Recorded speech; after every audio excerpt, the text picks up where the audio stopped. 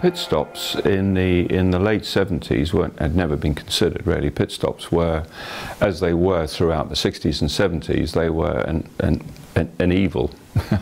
You only pit stopped if you had an issue with the car really and trying to fix the car. Strategic pit stops was what I started in the early 80s. Now I'm always looking for the next advantage. So in the 70s there weren't really any strategic pit stops at all. So if you had to come in and change tyres or try and fix the car, you had very slow, there were no air guns, there were no quick lift jacks. So you had, you know, like torque wrenches and spanners on the wheels. And it just took a long time. So the strategic pit stops just didn't exist. That was a brand new thing in the early 80s. Well, I'm always looking for the next advantage. I'm a bit like that. I think my hero when I was growing up was Colin Chapman, and I sort of saw myself as a Colin Chapman type guy, which always looking for the next sort of advantage. So I used to read the rule book to death and try and find a way, a loophole or a way around the regs for that sort of unfair advantage, if you like. And I was chatting with David North, who was in those days, believe it or not, just two of us in the design office. Now they have hundreds, I know, just the two of us. And we were chatting about it, and I was thinking about the weight. I was always interested in weight saving. And 1 pound of weight equated to exactly 100th of a second a lap. And that was pretty constant. So it didn't take long to do the mathematics and think, well, hold on a minute, you know, the fuel is a huge percentage of the car weight. So if you could halve that weight and go X many seconds a lap quicker, you could, if you had a really quick, efficient pit stop, you could stop halfway through the race and then win the race just on the reduced weight. But there were other advantages too that I thought about. One was half a tank of fuel, the centre of gravity is lower, of course, so the car's a little bit quicker every lap as well. But the other big one was tyres, because we knew, we put tyres on at the beginning of the race, and they degraded slowly during the race, so you were going faster because of the lower weight, but actually not as quick as you could have gone because the tyres were going off. And we knew when you put a new set of tyres on, they were 1, 2, 2.5 seconds a lap quicker for the first 5 or 10 laps. So what I did was I did quite a complex equation, which was the weight reduction, the centre of gravity height reduction, and the new tyre advantage, and came up with a bogey time of about 26 seconds that we had to beat to make race winning with strategic pit stops. Okay, but it's all very well having these theories and strategic plans, but of course in practice they are massive problems to overcome, and particularly in this case because trying to get up to 30 gallons of fuel into the car in pit stop time was virtually impossible, because we were still filling cars with churns, aluminium milk cans we used to call them in those days. So you put a funnel in the filler and you pulled the churn into the car and you started the race, so that obviously wasn't going to work in a pit stop. And the other issue was the tyres only work when they get up to speed. And you know, you need 2 or 3 laps to get the tyre temperature into the tyre, and those 2 or 3 laps you're going several seconds a lap slower. So that obviously wasn't going to work. And then of course the other big problem was getting the wheels changed in a very short space of time and getting the car jacked up very quickly and lowered safely.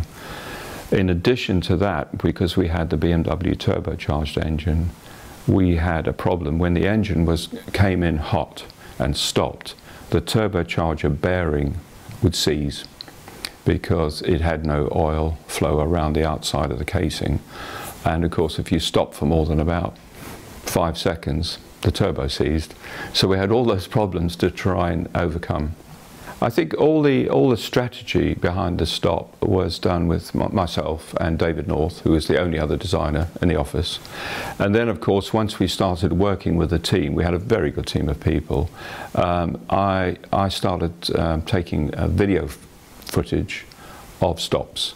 Very early days for video in those days, taking video footage, and then we'd sit down as a team and watch the video and actually analyse each operation of a wheel change, for example, to see where we could make that quicker. So what we came up with for the wheel changing is we had air guns. We redesigned the hub and the nut on the car so that the nut for the new wheel was already in the gun. We had spare air guns on the side, and we involved the whole team in those sort of detail bits. And then to get the car up and down quickly, we designed very lightweight titanium air jacks. So we had one of the guys on the back of the car with a probe, so when the car stopped, stuck the probe in the back of the car, opened the air jack, and the car was up instantly, and then of course down instantly at the end. And we had an idea to cool the turbo bearing, because it was an airline obviously that blew the air jacks up. We took a tiny line off that and had an air jet on the turbo bearing housing, so as soon as the car stopped and the guy jacked the car up, there would be air cooling the turbo bearing, and that's how we got over that. So the car jacking up and down and the turbo bearing was one solution, and then of course all the paraphernalia to change the wheel quickly. And the guys, we worked very closely as a team to work out how many people we needed to take the wheel on and the wheel off and that sort of stuff. Well, of course, the guys, I mean, Brabham was a fantastic little team. We were giant killers. I loved it. You know, we had a tiny proportion of the budget from, say, McLaren or Ferrari or Williams. But we won Grand Prix and we won World Championships. And so the whole team loved the giant killing aspect of it. Bernie Ecclestone was always up for something that was, like me, an advantage and something that pissed other people off as well. We both liked that. So the whole team was just up for it, absolutely up for it. And of course, when I sat them down and explained this bogey time of 26 seconds, that we had to include it in the slowing down coming into the pits, the stop time, the going out time, and getting the tyres and the driver back up to full speed, had to be, if that was less than 26 seconds, we were going to win every race, basically. And if it was more than 26 seconds, it was touch and go. If it was a lot more than 26 seconds, we were lost. So all the effort from the design strategy and the team was on getting that bogey time, if you like, down to under 26 seconds, and we achieved it quite easily with all these ideas. Well, the first time we arrived with all the paraphernalia was for the British Grand Prix at Brands Hatch in '82. Because what we had done is we converted BT50s, which was that current BMW car.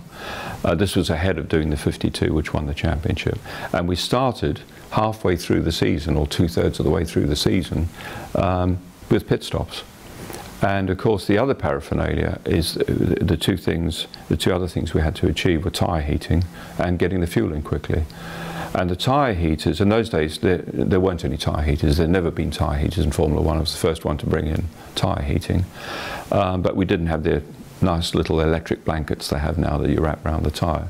So we built a huge plywood blue tower that could take 2 rears and 2 fronts in a stack. And we had a gas heater blowing in the bottom and a chimney out the top, and a couple of little windows round each tyre so we could prod them and make sure we hadn't overcooked them. And we did overcook them quite a few times. The compound went off, so you had to throw that set away. So we arrived at Brands Hatch with these blue TARDIS-like looking things in a row, and people wondering what the hell they were. And the other thing we haven't talked about, of course, is the pressure refueling. And that was 2 beer barrels, you know, the aluminium beer kegs. And we worked out that we could refuel at 2 bar, and we could get 30 gallons in 3 seconds, which was pretty spectacular. But to do that, we needed a very big diameter hose, so the poor guys had to practice a lot with this hose over their shoulder, and you had a filler on one side of the car and a breather on the other side.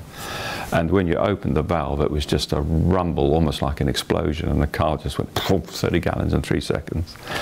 So we turned up with those barrels on trolleys and these blue TARDIS boxes and all this kit and air guns and air jacks, and people wondered what the hell was going on. You know, it would be a very large fuel tank, 30 gallons, wouldn't it? So you're probably putting in almost twice your normal hatchback fuel tank, which takes a couple of minutes at a petrol station. So 2 of those would be 4 minutes or something, and this all happens in 3 seconds. So it was really quite dramatic. And I had to involve the guys a lot in that, because we tried all sorts of fancy mechanical interlocks, because if the guy put the filler on the car before the breather was coupled, you would just blow the car to smithereens. I mean, literally, with 2-bar pressure and an aluminium and carbon monocoque. So we had to have a safety device, and we tried all sorts of fancy mechanical ideas where it stopped you putting the thing, but they were all complicated and could go wrong. And in the end, we just decided with the team, with the guys, eye contact over the car was the best thing. So the guy with the breather didn't look up until he had the breather connected, and then he would look up because they were leaning together. The faces were only probably this far apart. So the filler guy didn't put the filler on until he saw the whites of the eyes of the breather guy, and that worked perfectly actually. But except for an instance in Paul Ricard where we blew a car to pieces because we had the breather fitted facing downwards instead of upwards. The two Brabham drivers have arrived at a very interesting situation, and should they go the full distance? And Piquet is in the pits. Yeah, this is it. Nelson Piquet now, for the first time, you see the much expected Brabham pit stop. We didn't get a stopwatch on it, I'm afraid, because we were looking at Nigel Mansell, but it's a very quick one. There is the fuel going in, and you can see that the mechanics have all got fireproof suits on. The car is up on its own pneumatic jack. Nelson Piquet came into the pits in the lead, in second position, and he has therefore rejoining the race, but with fuel tank topped up and on new tyres. Well, this was actually before we started racing with pit stops, or certainly in the early days. It was before 1983 anyway, and we had developed, I think David North was the development guy on that, and developed an even bigger breather and filler to try and get the fuel in even quicker. And the new part arrived at Paul Ricard and had to be fitted to the car. But the guys, of course, had never seen it before. It was a brand new bit, and the breather was supposed to crank up towards the top of the tank to clear the air all until it was full of fuel. And they fitted it the wrong way around. They fitted it downwards. So we dumped in the tank full of fuel with 2-bar pressure, and of course as soon as it got to the breather, fuel had nowhere to go, and we had a mechanic sitting in the car, and it literally blew the car to pieces, and we were all standing around in shorts and t-shirts, and it had thrown a column of 30 gallons of fuel up in the air, which nobody saw. We just heard the explosion, so everybody's looking at each other, and it came down as a vapor, and we all got completely covered in fuel vapor. So it could have been a disaster, really.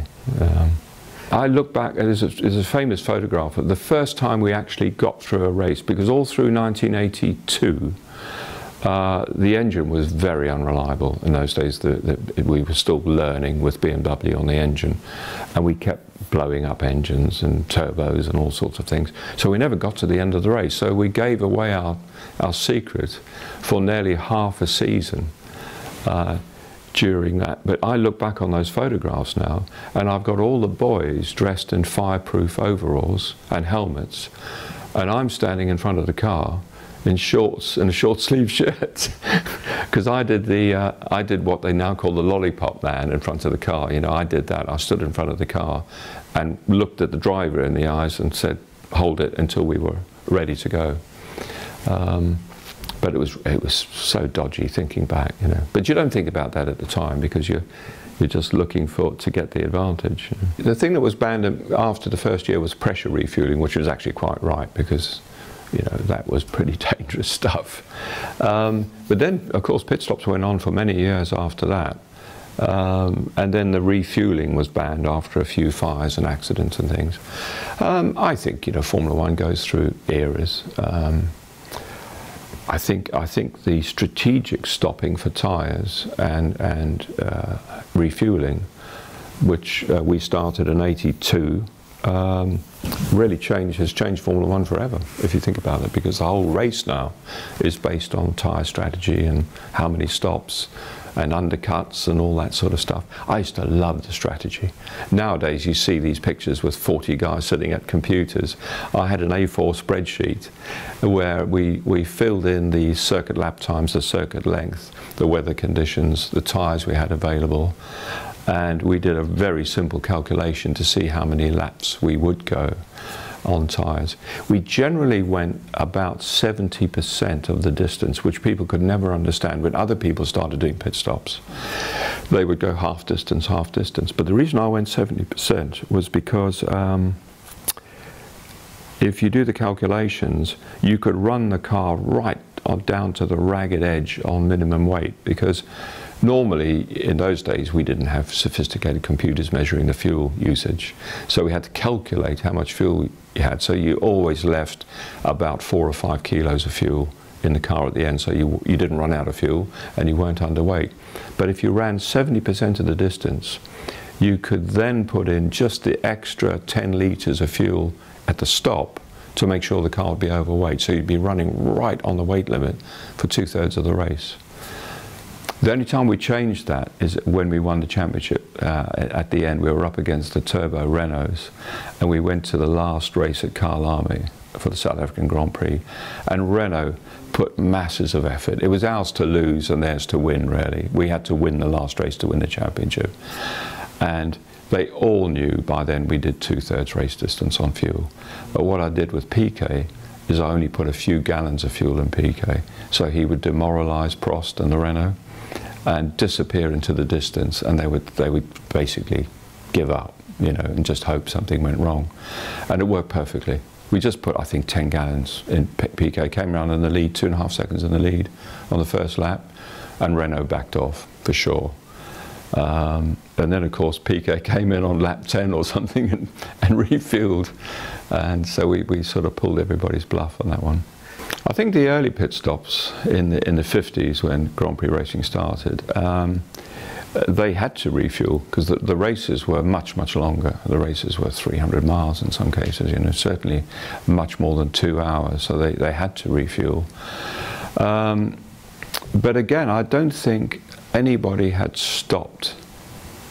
I'm sure, actually looking back, anybody had stopped to see how that could be turned to a strategic advantage. The only thing you could do would be perhaps to stop a little bit earlier or a little bit later. And in those days, they used to drag the driver out of the car, chuck another driver in if they thought they could win the race.